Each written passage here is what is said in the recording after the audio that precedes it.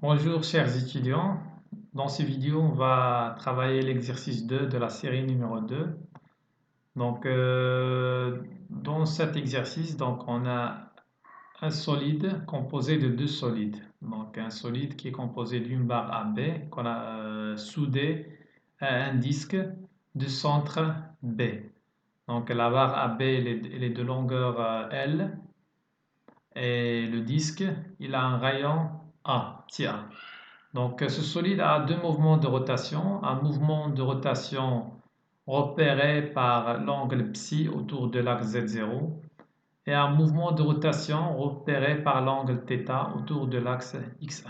Donc, le solide qui est composé par la barre et le disque a deux mouvements de rotation, un mouvement de rotation autour de l'axe Z0 et un mouvement de rotation autour de l'axe X. Donc ici, on a trois repères. On a le repère matérialisé par les axes x0, y0, z0.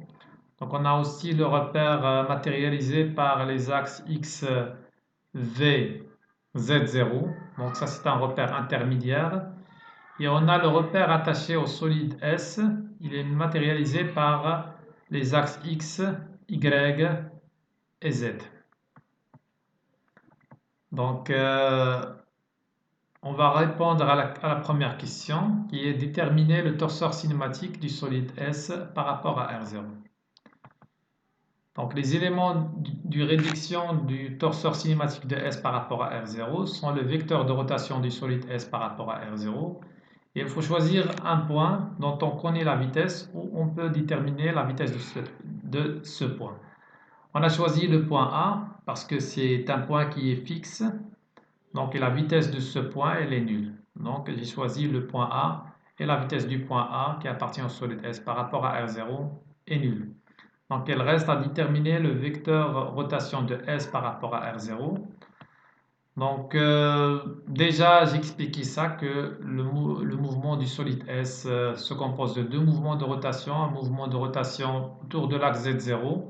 Donc on écrit ici psi.Z0 et un mouvement de rotation autour de l'axe X et on écrit ici θ.x.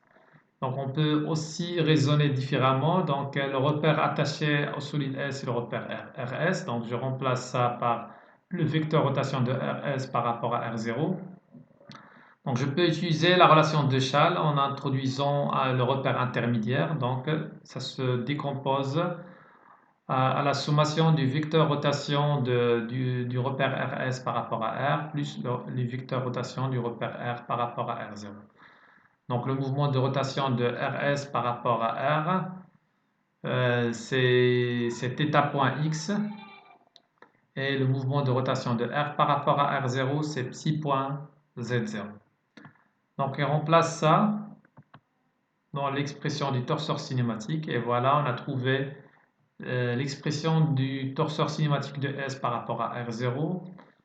On l'a exprimé au point A, tel que la vitesse du point A égale 0 et le vecteur rotation de S par rapport à R0 égale psi.z0 plus θ.x. Donc la deuxième question, c'est calculer dans la base associée au repère R1. Donc on va on va calculer dans la base associée au repère R1 la vitesse du point P par rapport à R0 ainsi que l'accélération du point P par rapport à R0. Donc et le point P c'est un point qui se trouve ici. Donc qui se trouve dans la circonférence du disque. Donc tel que BP égale BP égale AZ. Donc on a déjà ça. Donc on a BP égale AZ. Donc puisque BP égale AZ, donc le point P se trouve ici. Donc on va d'abord commencer par la détermination de la vitesse du point P par rapport à R0. Donc je vais considérer deux points appartenant au solide S. On a le point A et le point P.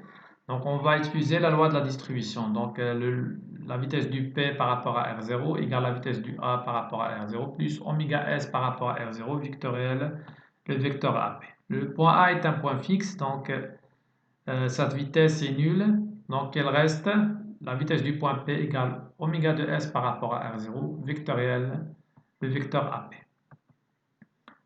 Donc le vecteur AP, en utilisant la relation de Charles, c'est AB plus BP. AB, c'est la barre, donc il est suivant l'axe X, elle est de longueur L, donc on remplace AB par LX. Et BP, c'est AZ, c'est déjà donné dans l'exercice. Donc après, puisqu'on va exprimer tout le résultat dans la base associée au repère R, donc ce base, je l'ai appelé B, donc elle est constituée des vecteurs X, V et Z0. Donc je vais faire la projection du Z sur Z0 et V. Donc la projection du Z sur Z0 et V, donc je vais revenir ici. Donc la projection du Z sur Z0, c'est cosinus θ Z0. Et la projection du Z sur V, c'est moins sinus θ V. Donc Z égale, donc on peut écrire que Z égale cosinus θ Z0 moins sinus θ V. Et je remplace ça dans l'expression de AP. Et je trouve que AP égale LX plus A cosinus θ Z0 moins A sinus θ V. Et j'écris ce vecteur comme ça, en indiquant juste les composants du vecteur dans la base B du repère R1, du repère R. Donc, on va faire le produit vectoriel. Donc, je remplace le vecteur rotation de S par rapport à R0. Donc, ça égale θ point x1 plus phi point z0. Donc, ici, j'ai θ point 0 psi point.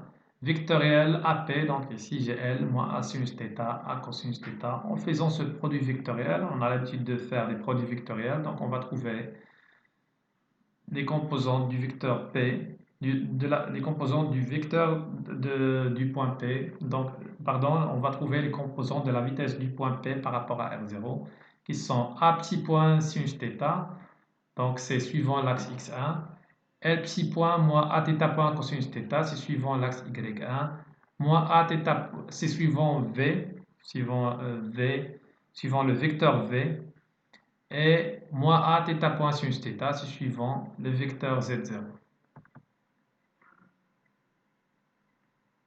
Et ça, c'est suivant le vecteur X. Donc tout ça, c'est exprimé dans la base B, constituée des vecteurs X, V, Z0. Donc maintenant, on va passer à la détermination de l'accélération du point P par rapport à R0. Donc on dérive l'accélération du point P par rapport à R0, c'est la dérivée de la vitesse du point P par rapport à R0 par rapport au temps. Donc c'est la dérivée de la vitesse du point P dans R0 par rapport au temps. Et sa dérivée, il est faite dans R0. Donc, comme l'exercice 1, donc, le vecteur V est exprimé dans la base du repère R1. Donc, le repère R1, il a un mouvement de rotation. Donc, il a un mouvement de rotation par rapport à R0. Je reviens ici. Okay. Donc, ce vecteur, il est exprimé dans le repère R1. Et le repère R1, il a un mouvement de rotation par rapport à R0. Donc, dans ce cas, il faut d'abord dériver le vecteur V dans R1 plus ce terme. Donc ici, j'ai fait une erreur. Normalement, ici, c'est le vecteur rotation de R1 par rapport à R0. Donc il faut faire attention et je vais corriger ça dans la version PDF. Ici, c'est le vecteur rotation de R1 par rapport à R0, vectoriel de vitesse P. Donc ici, on dérive ce vecteur par rapport au temps dans R1. Et le vecteur V est déjà exprimé dans R1, donc il faut dériver tous les termes du vecteur vitesse par rapport au temps. Donc on a dérivé le premier terme par rapport au temps pour trouver cette expression. Après, on a dérivé le deuxième terme par rapport au temps pour trouver cette expression. Et après, on a dérivé le troisième terme par rapport au temps pour trouver cette expression. Plus, donc ici on a le vecteur rotation de R1 par rapport à R0. R1 par rapport à R0, il a un mouvement de rotation repéré par l'angle psi autour de l'axe Z0. Donc, pour voir les choses, donc voilà, donc le repère R1 il est matérialisé par les vecteurs X, V, Z0. Donc, il se repère à un mouvement de rotation repéré par l'angle psi autour de l'axe Z0. Donc, le vecteur rotation de R1 par rapport à R0 est égal à psi point Z0.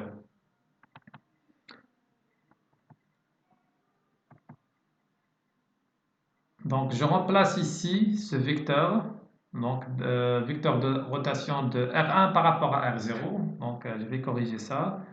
Donc, ce vecteur est égal à psi point Z0. Donc, les composants de ce vecteur sont 0 suivant l'axe X1, 0 suivant V et psi point suivant l'axe Z0. Donc, tout ça vectoriel, le vecteur vitesse du point P par rapport à R0. Donc, je remplace le vecteur V par son expression. Et après, on fait ce produit vectoriel.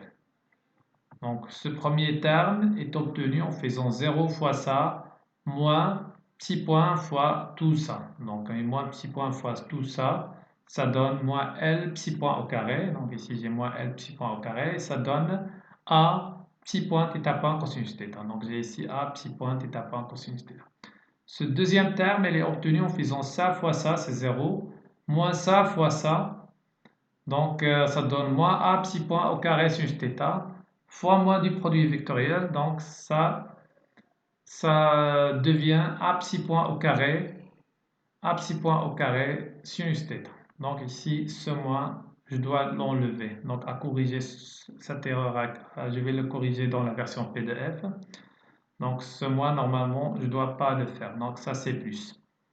Et le dernier terme, c'est 0. Donc, je fais ici 0 fois ça, c'est 0. 0 fois ça, c'est 0. Donc, elle reste 0 ici. Après, on fait que la somme des deux vecteurs. Donc, on fait tout ça plus tout ça. Donc je trouve A psi point, A psi 2 points sus θ. Ici, c'est A psi 2 points sus θ.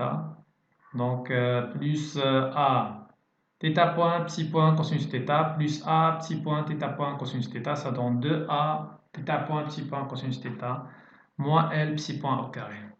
Donc le deuxième terme, donc ici j'ai L psi 2 points, donc je garde ici L psi 2 points.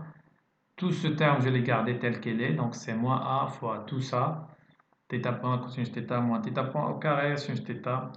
Donc plus, donc voilà, j'ai corrigé ici, donc on a plus A psi point au carré sinus θ. Donc ce moins, normalement, je dois l'enlever. Donc c'est juste une erreur de frappe. Et je vais corriger ça dans la version PDF. Donc le dernier terme, puisque j'ai ici un 0, donc je garde ce terme. Tout ce terme, je vais le mettre ici. Donc voilà, ici j'ai écrit moins A fois θ2 point sinus θ plus θ point au carré cosinus θ. Et tout ce résultat est exprimé dans la base B du repère R1. Donc ici j'ai fait deux erreurs donc, que je vais corriger dans la version PDF. Normalement ce vecteur rotation, je vais le remplacer par le vecteur rotation de R1 par rapport à R0 et je vais aussi enlever ce moins et le remplacer par plus. Donc le résultat final est correct.